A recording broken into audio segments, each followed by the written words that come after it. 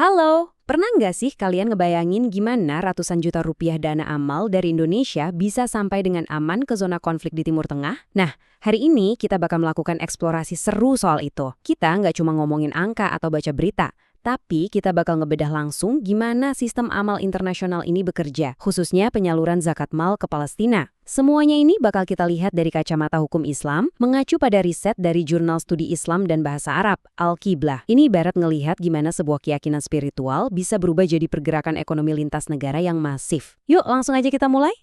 Coba deh kita mulai dari dasar filosofisnya. Kutipan hadis ini benar-benar jadi jangkar moral buat pembahasan kita hari ini. Di dalam Islam, ada yang namanya konsep ta'awun atau tolong-menolong. Dan ini bukan sekedar anjuran sosial biasa loh, pesan ini ngasih urgensi moral bahwa ngebantu orang lain itu adalah investasi spiritual yang dampaknya sampai ke akhirat nanti. Empati sedalam inilah yang sebenarnya jadi mesin penggerak lahirnya sistem filantropi Islam yang luar biasa besar, yang hari ini akrab kita sebut dengan zakat. Oke, biar nggak nyasar, ini peta perjalanan kita. Pertama, kita bahas konsep zakat dan ta'awun. Kedua, kita lihat realita kemanusiaan di Palestina. Ketiga, ikatan sejarah Indonesia-Palestina. Keempat, langkah konkret Wizi Makassar. Dan yang terakhir, soal zakat melintasi batas negara. Kita masuk ke bagian pertama, konsep zakat dan ta'awun. Kalau kita merujuk pada aturan Kementerian Agama, zakat mal itu beda banget sama donasi sukarela yang biasa kita kasih kalau ada bencana. Zakat ini statusnya wajib buat mereka yang hartanya udah memenuhi batas tertentu.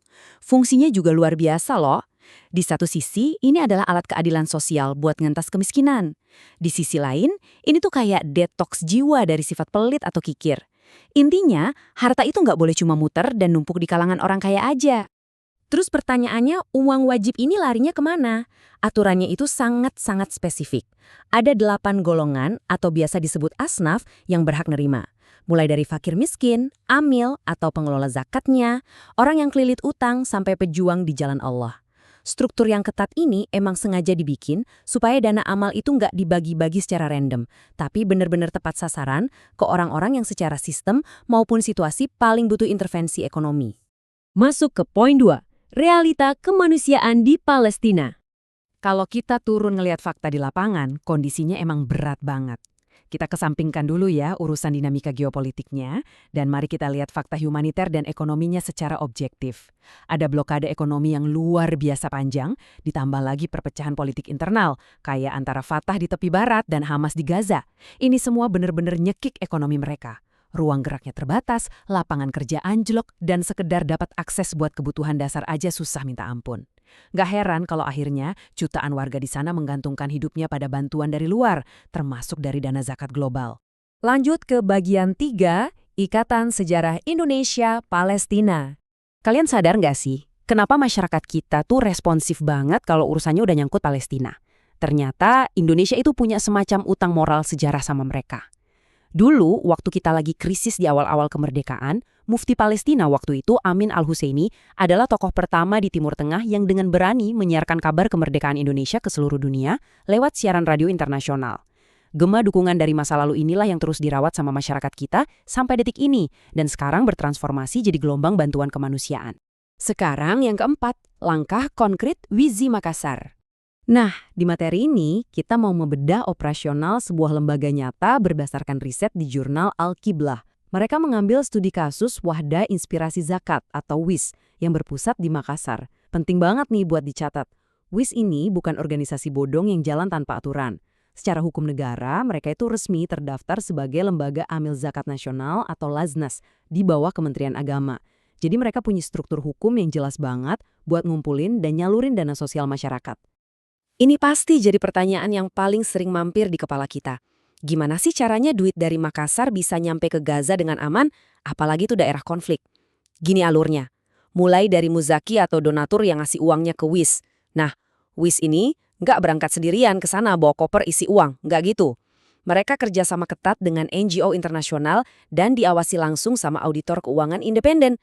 Lewat kolaborasi ini, mereka jadi tahu persis titik-titik mana yang paling kritis, mastiin dananya nggak salah sasaran, dan pastinya laporannya tetap transparan. Biar lebih kebayang, kita lihat langsung aja datanya. Di tahun 2022, WIS berhasil menghimpun dana khusus program Palestina lebih dari 350 juta rupiah. Dan kalau kita lihat rinciannya, uang itu nggak cuma disebar dalam bentuk cash. Porsi paling besar, sekitar 219 juta, masuk ke wakaf tanah. Ini investasi infrastruktur jangka panjang loh. Sisanya dialokasikan buat program tahfiz anak-anak di Gaza, program buka puasa atau iftar, dan zakat fitrah. Jadi ini adalah program yang terstruktur. Ada buat pangan darurat, tapi ada juga buat pendidikan dan aset jangka panjang. Keren kan? Terakhir, bagian kelima. Zakat melintasi batas negara. Nah, ini bagian hukum klasiknya yang lumayan bikin mikir. Boleh nggak sih ngirim dana zakat nyebrang ke negara lain? Ternyata para ulama itu ngasih rincian yang sangat hati-hati. Kita lihat mazhab Syafi'i, mereka ini cukup ketat. Menurut mereka, zakat itu harus buat orang lokal dulu. Kita baru boleh kirim ke luar negeri kalau di daerah kita benar-benar udah nggak ada lagi orang miskin atau mustahik. Tapi di sisi lain, ada mazhab Hanafi yang ngasih sedikit kelonggaran. Boleh dikirim ke luar negeri asalkan di sana ada kerabat kita yang kondisinya jauh lebih menderita atau khusus buat nyupport para pencari ilmu. Kalau mazhab Hambali dan Maliki gimana?